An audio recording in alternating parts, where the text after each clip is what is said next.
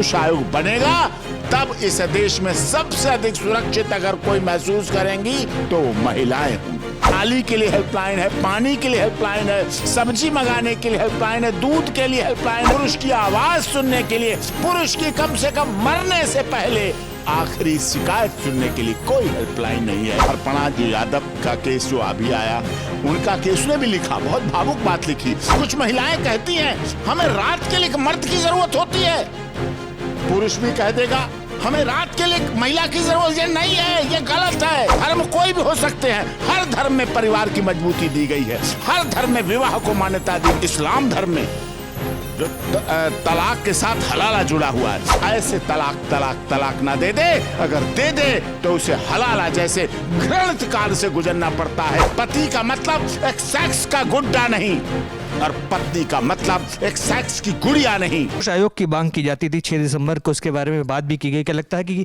अब पुरुष आयोग को आने में कितना समय लगेगा, क्योंकि ऐसे पुरुष भी मांग करते हैं कि जब महिलाओं की सब सुनता है, पुरुषों की सुनने वाला भी तो कोई होना चाहिए। देखिए, ये मांग हमने उठाई, हमने लड़ाई लड़ी, और जब पुरुष आयोग बनेगा 6 दिसंबर को इसकी संरचना शुरू हो गई है, हमारे पार्लियामेंट में बिल पास रखा गया है।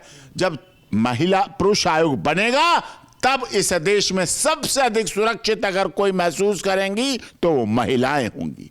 महिलाएं महसूस करेंगी, वो माताएं, वो चाची, वो ताई, वो भाभी, वो बहनें, वो भतीजी, वो भांजी, सब महसूस करेंगी कि हां अब हमारा परिवार सुरक्षित रहेगा, अब हमारा पारिवारिक माहौल सुरक्षित रहेगा। ये भावना बहुत तेजी से बढ़ रही है और इसके लिए सरकार को काम करना चाहिए। आज हर चीज के लिए हेल्पलाइन है, कुत्ते के लिए हेल्पलाइन है, पर्यावरण के लिए हेल्पलाइन है, एमसीडी की हेल्पलाइन है, नाली के लिए हेल्पलाइन है, पानी के लिए हेल्पलाइन है, सब्जी मंगाने के लिए हेल्पलाइन है, दूध के लिए हेल्पलाइन है, फूल मंगाने के लिए हेल्पलाइन है, दवा मंगाने के लिए हेल्पलाइन है, हर बात के लिए हेल्पलाइन है। लेकिन पुरुष की सुरक्षा की बात के लिए, पुरुष की शिकायत सुनने के लिए, पुरुष की आवाज सुनने के लिए, पुरुष की कम से कम मरने से पहले आखिरी शिकायत सुनने के लिए कोई हेल्पलाइन नहीं है, कोई फोरम नहीं है, कोई हेड नहीं है, कोई बेंच नहीं है, कोई कहीं बात नहीं की जाती है। तो यह दुखद है। केवल मैरी कॉम का केस नहीं है या अर्पणा जो यादव का केस जो अभी आया, उनका केस ने भी लिखा, बहुत भावुक बात लिखी कि मैंने इसके लिए अपने माता को छोड़ा, नेताजी को छोड़ा, भाई को छोड़ा, पार्टी को छोड़ा, सहभाई को छोड़ा, सबको छोड़ दिया, लेकिन ये मुझे अब छोड़ के चली गई। और ऐसे आरोप प्रत्यारोप लग रहे, घटनाएं रह रहे। हिमाचल प्रदेश के सिटिंग मेंबर ऑफ पार्लियामेंट ने दिल्ली में आत्महत्या की, न्यायाधीश आत्महत्या कर रहे हैं। ये तो जिंदा है मेरी काम, सौभाग्यशाली मानता हूं। थल सेना, जल सेना, वायुसेना, rapid action force, BSF, CISF के अधिकारी आत्महत्या कर रहे हैं, वकील आत्महत्या कर रहे हैं, पत्रकार आत्महत्या कर रहे हैं, राजनेता आत्महत्या कर रहे हैं, अभिनेता आत्महत्या कर रहे हैं, और जो गृहस्थी से जुड़े हुए संत वो आत्महत्या की। मध्य प्रदेश में दर्जा प्राप्त मंत्री ने आत्महत्या की। नरेंद्र गिरी लेटे हनुमान जी के जो प्रयागराज दिव्य कुंभ लगा, उन्होंने आत्महत्या की। कितने ऐसे लोग हैं, लंबी फहरिस्त है जिसमें लोग आत्महत्या कर रहे हैं।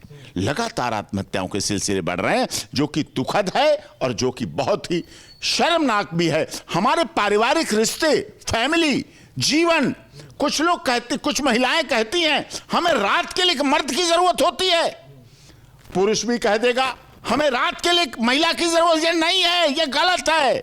ना पुरुष रात के लिए महिला के लिए बना है, ना महिला पुरुष के लिए रात के लिए बनी है। ये परिवार की संरचना है, ये परिवार का जीवन है, ये संतान उत्पत्ति की बात है, एक बेहतर भविष्य की बात है, एक बेहतर राष्ट्र की बात है, एक बेहतर हिंदुस्तान की बात है, एक बेहतर सनातन धर्म की बात है। धर्म कोई भी हो सकते हैं, हर धर्म में परिवार की मजबूती दी गई है, हर धर्म में विवाह को मान्यता दी गई है, हर धर्म में विवाह को, जो इस्लाम धर्म में जो तलाक के साथ हलाला जुड़ा हुआ है, हलाला का मतलब यही है कि कोई पुरुष पत्नी को ऐसे तलाक ना दे दे, अगर दे दे तो उसे हलाला जैसे घृणित काल से गुजरना पड़ता है। इसलिए इस्लाम धर्म में उसको महत्वता दी गई है, इसलिए उसको वैल्यूएबल बनाया गया है। ये हर धर्म में विवाह पारिवारिक संस्कार है, पवित्र कार्य है, उसे पूरे रीति रिवाज से मनाया जाता है।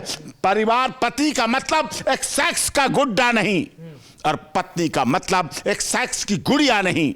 पत्नी और पति का मतलब होता है दोनों एक परिवार के मजबूत अंग, समाज के अंग, जो अपने माता पिता के काम आए, भाई बहन के काम आए, परिवार को चढ़ाएं, वंश वृद्धि बढ़े, समाज को आगे चढ़ाएं, समाज को आगे दिशा दें और एक उत्कृष्ट समाज की संरचना करें।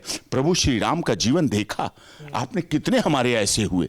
ये सब कुछ हमारे जीवन की रचनाएं हैं। और कोई कहे आज महिला कमजोर हो गई और हमारी सरकार महिला को मजबूत करे, गलत है। याद कीजिए झांसी रानी लक्ष्मीबाई का इतिहास, बच्चे को पीठ पे बांध के अंग्रेजों को छक्के छुड़ाने वाली हमारे देश की महिला थी। राजा दशरथ के साथ युद्ध कर हमारे देश की महिला थी। पद्मावत का आंदोलन, आप पद्मावत का, रानी पद्मावती को आपने देखा कैसे उसने खिलजी जैसे अयाश, खिलजी जैसे बेहद बेहुदा उस समय का व्यक्ति, जो व्यक्ति था मुगल शासक कहते हैं लोग, आक्रांत था, आक्रमणकारी, आतताई, उसको जवाब देने के लिए, कैसे बदला लेने के लिए, अपने पति को छुड़ाने के लिए, राव रतन सिंह को छुड़ाने के लिए कैसे वो दिल्ली में 800 डोलियों के साथ आ गई और अपने पति को छुड़ा के ले गई। उस मुगल आक्रांतकारी से, उस विदेशी आतताई से छुटकारा लेके ले गई। और जब उसकी वहां तक वो पहुंचा, लेकिन पद्मावती ने हजारों रानियों के साथ जौहर किया, अग्नि स्नान किया। दुनिया इस बात का उदाहरण है कि महिला या रानी केवल सेक्स के लिए नहीं होती है, वो देश के लिए भी होती है, राष्ट्र के लिए भी होती है, समाज के लिए भी होती है, परिवार के लिए भी होती है, बच्चों के लिए भी होती है। बहुत शुक्रिया। आप देख रहे हैं सौगंध टीवी, सौगंध वतन की।